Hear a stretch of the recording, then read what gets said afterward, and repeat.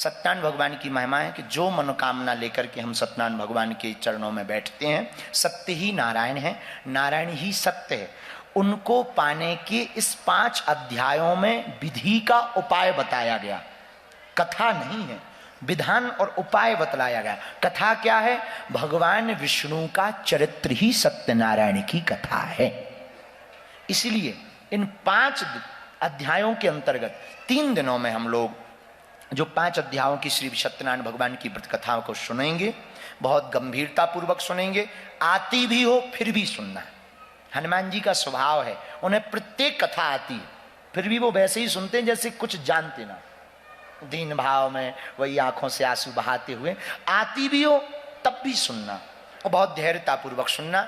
जो मन में मनोकामना हो, पहले भगवान विष्णु का जो चित्र लगा है ध्यान कर लो, पीछे चित्र लगा भगवान श्री हरि का, इनको प्रणाम कर लो, वंदन करो, अपने गुरुदेव भगवान को भी ध्यान करो। देखो सत्यनारायण भगवान के लिए भागवत में वर्णन आया, सत्यव्रतम सत्य परम त्रिसत्यम सत्यस्य योनितम च सत्ये सत्यस्य सत्यम मृत सत्य नेत्रम सत्यात्मकम त्वाम शरणम प्रपन्नः। 9 बार सत्य सत्य कहा, 9 बार ही है ना, 9 बार सत्य सत्य कहकर के भागवत में ठाकुर जी की स्तुति की।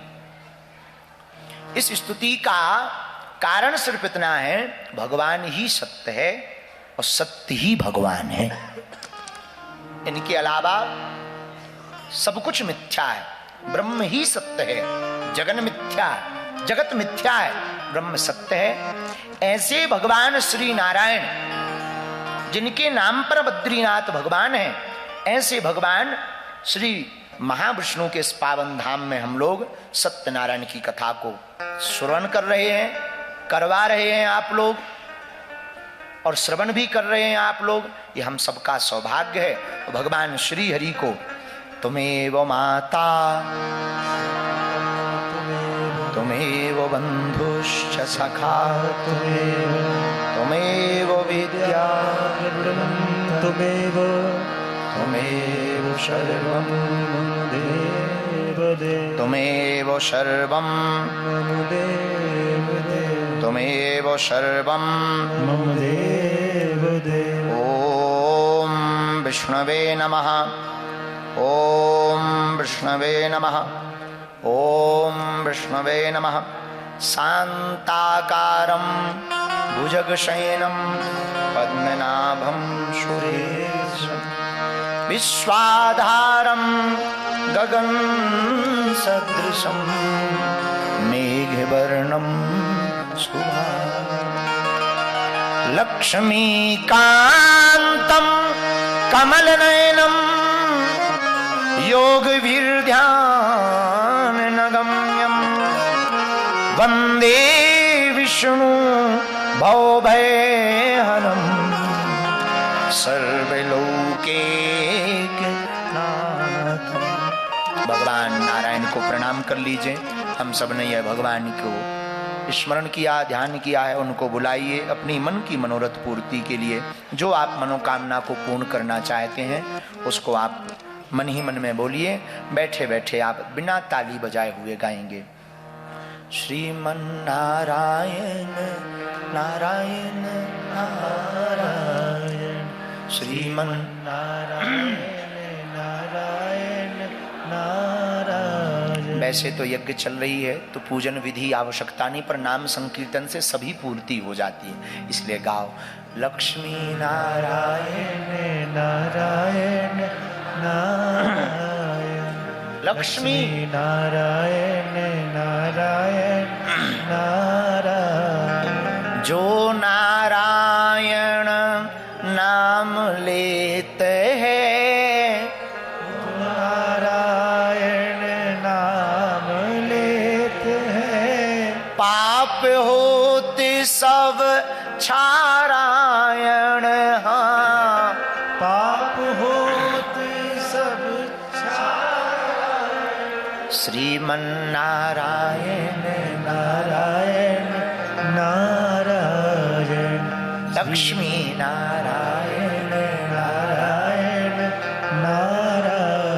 सूर्य नारायण नारायण नारायण सूर्य नारायण नारायण नारायण चंद्र नारायण नारायण नारायण श्रीमन नारायण नारायण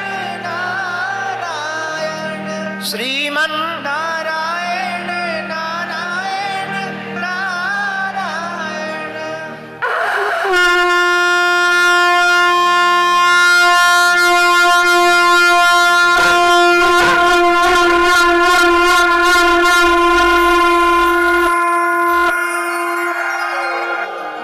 लक्ष्मी नारायण भगवान की जय हो।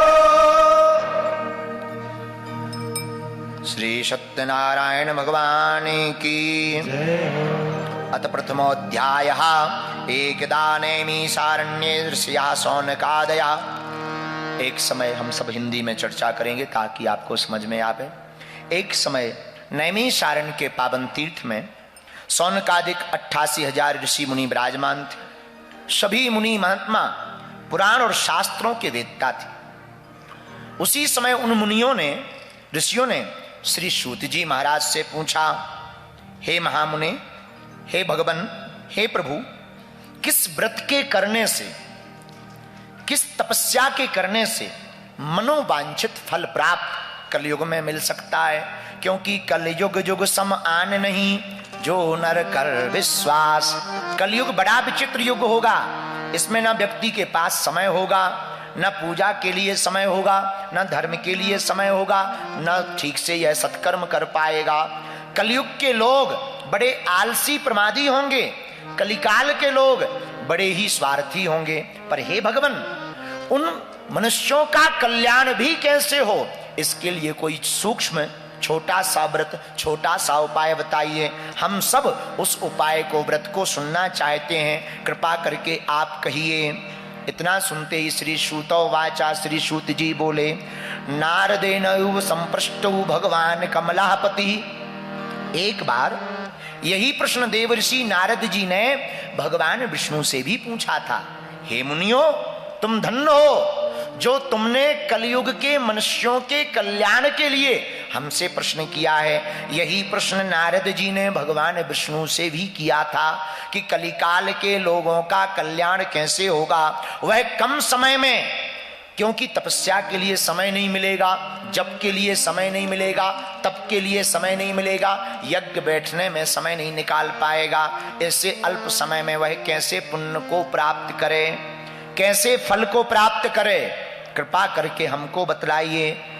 जब योगी राज श्री नारद जी ने संसार के नाना योनियों में जन्मे हुए मनुष्यों के कल्याण के लिए भगवान श्री हरि से प्रार्थना की और कहा, हे भगवान, नाना योनियों में जन्मे हुए मनुष्य नाना प्रकार के दुखों से, क्लेशों से युक्त रहेंगे, नाना प्रकार के भोग भोगेंगे, कष्ट पाएंगे। इनके दुखों का निवारण कि सुनिश्चित रूप से कैसे नाश हो सकता है, ऐसा हमारे मन में विचार है, हमको कहिए। भगवान श्री नारद जी उनके पास पहुंचकर भगवान श्री विष्णु का ध्यान करते हैं, स्वरूप का ध्यान करते हैं, प्रार्थना करते हैं। चार भुजाओं वाले भगवान नारायण हैं। इनके एक हाथ में शंख है, एक हाथ में चक्र है, एक हाथ में वज्र है, एक हाथ में पद्म है। बन की माला भगवान श्री हरि पहने हैं। विष्णु भगवान के गले में बन की माला है। भगवान विष्णु का शुक्ल वर्ण है। कैसा वर्ण है? वर्ण का मतलब स्वरूप कैसा है? शुक्ल वर्ण है, नील जैसा स्वरूप है भगवान का। शुक्ल वर्ण के श्री हरि भगवान विष्णु नारायण हैं। भगवान श्री हरि के स्वरूप को देखकर देवर्षि नारद जी देव स्तुति करने लगे, कहने लगे, हे भगवान, आप वाणी व मन से परे हैं, अनंत स्वरूप वाले हैं, अनंत शक्ति संपन्न हैं। आपका न आदि है, न मध्य है, न अंत है। आप तीनों से रहित हैं। आप निर्गुण हैं, गुणातीत हैं। भगवान निर्गुण हैं, निराकार भी हैं। भगवान निराकार ही हैं, पर भक्तों के लिए वह साकार बनकर प्रकट हो जाते हैं।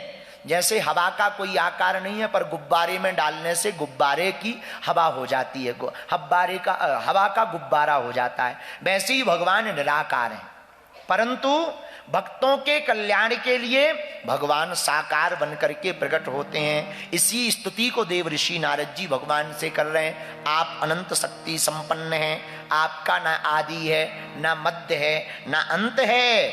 आप निर्गुण हैं, निराकार हैं। हे हरि, आप सकल कल्याणमय हैं, गुण गणों से संपन्न हैं। भगवान में सभी गुण व्याप्त हैं। भगवान वही हैं, 6 गुणों से तो व्याप्त ठाकुर जी हैं ही हैं। भगवान श्री हरि को दंडवत प्रणाम करते हुए श्री नारद जी कहने लगे, आप स्थावर जगदात्मक निखिल सृष्टि प्रपंच के कारणभूत तथा भक्तों की पीड़ा को नष्ट करने वाले हैं। भगवान का स्वभाव है, जो इनकी शरण में आता है उसका अवगुण नहीं भगवान देखते, एक गुण पर ही भगवान रीझ जाते। न जाने कौन से गुण पर दया निधि रीझ जाते हैं, यही सब ग्रंथ कहते हैं, यही सब वेद गाते। भगवान किस गुण पर रीझ जाएं उनका कोई ठिकाना। श्री बिंदु जी कहते, कृपा की ना होती जो आदत तुम्हारी, तो सुनी ही रहती अदालत तुम्हारी। न हम होते मुजरिम, न तुम होते हाकिम, न घर घर में होती इबादत तुम्हारी। तुम्हारी ही उल्फत के दृग बिंदु हैं ये, तुम्हें सौंपते हैं अमानत तुम्हारी। कृपा की न होती जो आदत तुम्हारी, तो सुनी ही रहती अदालत तुम्हारी। तो नारद जी प्रार्थना करते, हे प्रभु, आप भक्तों की पीड़ा को नष्ट करने वाले परमात्मन हो, आपको नमस्कार है। स्तुति सुनते ही भगवान प्रसन्न हो गए। भगवान श्री हरि नारद जी से बोले, हे महाभाग, आप कहां से आए हो अभी अभी, और किस प्रयोजन से आए हो। नारद जी हाथ जोड़कर मुस्कुरा कर बोले, भगवान अभी हम मृत्यु लोक से आए हैं। मृत्यु लोक, ये मृत्यु लोक कौन है? जहां हम लोग रहते हैं इसी लोक का नाम मृत्यु लोक है, जहां सबको मरना है। आदि जगत गुरु शंकराचार्य ने कहा, पुनरपि जन्मम पुनरपि जननी जठरे शैलम। पुनः जिसका जन्म होगा वो मरेगा, जो मरेगा वो फिर से जन्म लेगा। इसका उत्तर रामचरितमानस में भी गोस्वामी जी ने दिया, जो जन्मे सो निश्चय नासा, जो नासे सो पुनः प्रकाशा। तो मृत्यु लोक कौन है? जिस लोक में हम लोग रहते हैं इसी लोक का नाम है, क्या नाम है? मृत्यु लोक मतलब जो जन्म लिया वो मरेगा। यहाँ सब कुछ नाशवान है। संसार का मतलब ही है जो नित्य सरक रहा हो, यही संसार है। इसमें नित्य सब कुछ खिसक ही रहा है। संसार भी खिसक रहा। कुछ या अब कथा के बीच में बोलना नहीं चाहिए, पर उदाहरण देना चाहिए। दृष्टांत कुशलोधीरा वक्ता कार्य है, तो उदाहरण के रूप में बताएं। संसार खिसक रहा, यहीं बगल में जोशी मठ में पूरी जमीन ही खिसक रही। संसार खिसक रहा है, नित्य चल रहा है, इसी का नाम संसार है। तो नारद जी से पूछा, कहां से आए हो? मृत्यु लोक से आए हैं। क्या करने गए थे? महाराज, नाना प्रकार के मनुष्यों को पीड़ा से दुखी देख करके हमारा मन बड़ा दुखी हो गया है। मृत्यु लोके जनः सर्वे नाना क्लेश समन्वितः, नाना योनि समुत्पन्नः पच्यन्ते पाप कर्म भी। महाराज, मृत्यु लोक में अपने पाप कर्मों के द्वारा विभिन्न योनियों में उत्पन्न सभी लोग बहुत प्रकार के क्लेशों से दुखी हो रहे हैं। भगवान बोले, हम क्या करें?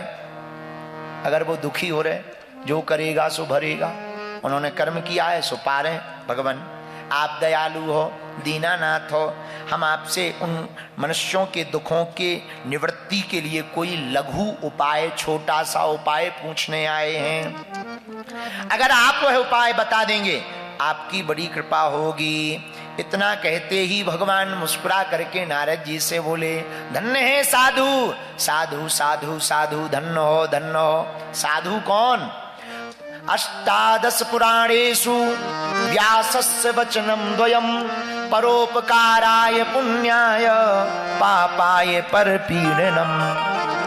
साधु कौन है? जो परोपकार की भावना से जीवन जीता है, जो दूसरों के हित के लिए जीता है, जो केवल अपने लिए जिए वो दानव, जो अपने साथ साथ दूसरों के लिए जिए वो मानव, और जो केवल दूसरों के लिए जिए वही साधु कहलाता है।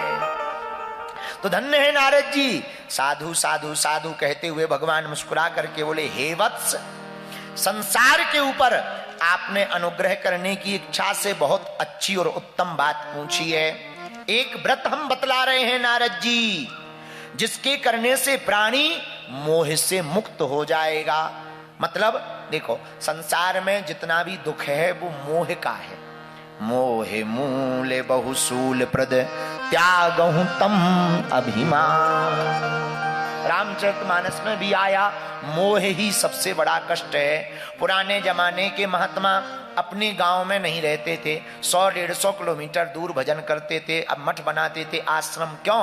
क्योंकि गांव में रहेंगे तो मोह उत्पन्न होगा, भाई से मोह उत्पन्न होगा, पिता से मोह उत्पन्न होगा, चाचा से मोह उत्पन्न होगा, ताई से मोह उत्पन्न होगा, फिर कष्ट होगा, वो दुखी होंगे तो दुख होगा, फिर दुख में सम्मिलित होंगे तो फिर साधु में और गृहस्थी में अंतर क्या रह जाएगा। तो मोह मूल बहुसूल प्रद, त्यागहु तम अभिमान। अच्छा, मोह से बचने का उपाय क्या है? भगवान ने कहा, हे नारद जी, प्राणियों को मोह से मुक्त करने का एक उपाय बताता हूं, सुनो। स्वर्ग और मृत्यु लोक दोनों में दुर्लभ हैं। हम भगवान सत्यनारायण का एक महान पुण्यप्रद व्रत बतला रहे हैं। आपके स्नेह के कारण इस समय हम उसको बतला रहे।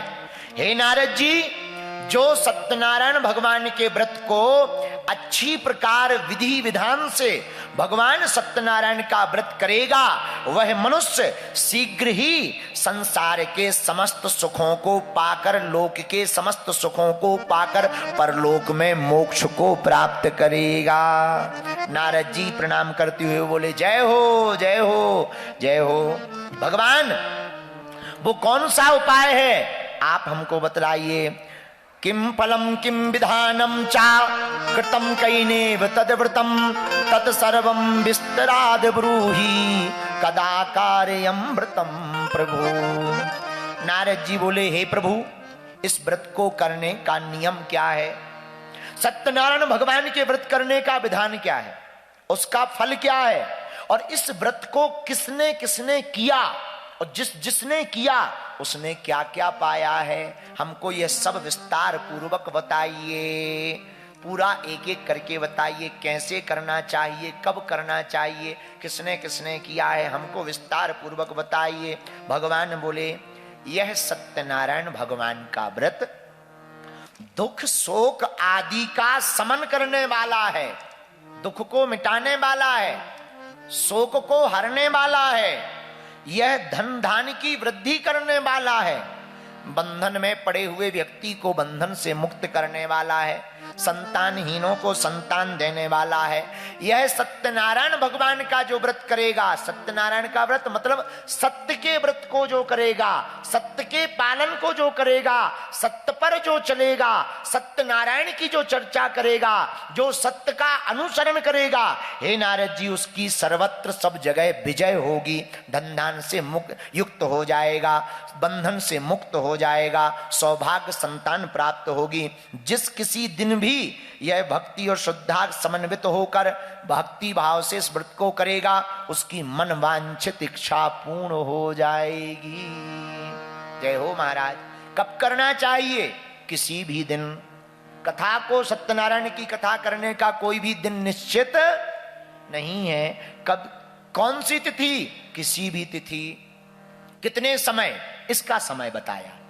बोले कब? बोले जब गोधूली का समय होवे, सायं काल समय इस व्रत को करना चाहिए। आजकल के जमाने में 8 ही बजे सत्यनारायण की कथा हो के बोले महाराज बहू बेटा भूखे हैं, कथा कर दो। 8 ही बजे पूरी हो जाती है। फिर कहते महाराज हर अमावस्या सत्यनारायण सुन रहे, कुछ नहीं हो रहा, ठटरी के बरे हैं? अरे भाई सत्यनारायण के नियम को तो समझ लो। 4 अंकों का 4 डिजिट का पासवर्ड है, 3 डिजिट बढ़िया डालो, 1 डिजिट गड़बड़ डाल दो तो क्या पासवर्ड का लॉक खुलेगा? जब तक 4 डिजिट ठीक नहीं डालोगे तब तक नहीं खुलेगा। वैसे ही सत्यनारायण व्रत कथा का नियम है। कब करना चाहिए? कभी भी, किस दिन? किसी भी दिन, लेकिन कितने समय? सायंकाल समय जब गौ के खुर से धूल उड़ने लगे तब सत्यनारायण भगवान की कथा को कैसे करना चाहिए? ब्राह्मणों को बुलाकर अपने बंधु बांधवों के साथ, परिवार के साथ धर्म में तत्पर होकर सायंकाल भगवान के व्रत को करना चाहिए। महाराज इसमें सामग्री क्या लगती है? नैवेद्य के रूप में इसमें सामग्री में बताया, नैवेद्य के रूप में आटा का चूर्ण, आटा के अभाव में साठी का चूर्ण, पदार्थ को जमा कर लेवे। केले का फल होना चाहिए। कल सब लोग केला लेकर के आएंगे और पंडित जी भी यहाँ पर केले का खम्भ लगवा दें तो बहुत अच्छा है।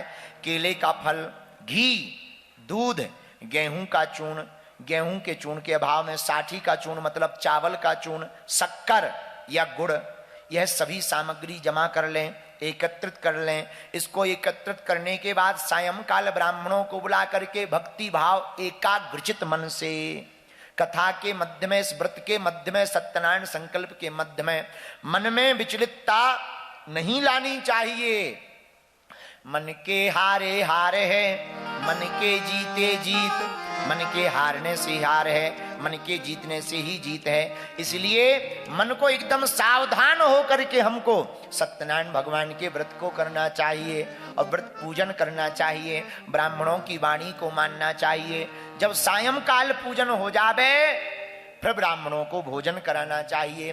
ब्राह्मणों को भोजन कराने के बाद में बंधु बांधवों को भोजन कराना चाहिए। विप्राय दक्षिणाम दद्दात कथम श्रुत्वा जनेशः ततश्च बंधुर्भि सार्धम विप्राश्चम प्रति भोजयेत। कथा की दक्षिणा भी ब्राह्मण को देनी चाहिए। बंधु बांधवों को भोजन करा करके प्रसादम भक्षयेत भक्त्या नित्य गीतादिकम चरेत। जिस दिन कथा करो उस दिन शाम के समय जब बंधु बांधवों को भोजन करा दो तो रात को गीत गाना चाहिए। सत्यनारायण भगवान के गीत को, नारायण भगवान के कीर्तन को गाना चाहिए। रात्रि जागरण कर सको तो और अनंत गुना फल प्राप्त होगा। रात्रि जागरण करना चाहिए, भक्ति पूर्वक प्रसाद ग्रहण करना चाहिए, नित्य गीत आदि का आयोजन करना चाहिए। तदंतर उस दिन व्रत लेना चाहिए। क्या? आज से हम सत्य पर चलेंगे, सत्य पर ही जीवन जिएंगे, सत्यनारायण भगवान के ही आश्रित रह करके अपने जीवन को सार्थक बनाएंगे। क्योंकि साच बराबर तप नहीं, झूठ बराबर पाप, और जाके हृदय साच है प्रभुता के हृदय आ।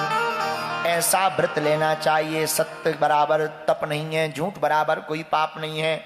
विशेष रूप से कलयुग में, पृथ्वी में यही सबसे छोटा उपाय है। इति श्री स्कंद पुराणे रेवाखंडे श्री सत्यनारायण व्रत कथायाम प्रथमोध्याय समाप्ता। बोलो वृंदावन बिहारी लाल की। सत्यनारायण भगवान की जय हो। बद्री विशाल भगवान की जय हो। हल्दी चावल तो वहीं सामने छोड़ दो, दक्षिणा हमारे पास छोड़ना।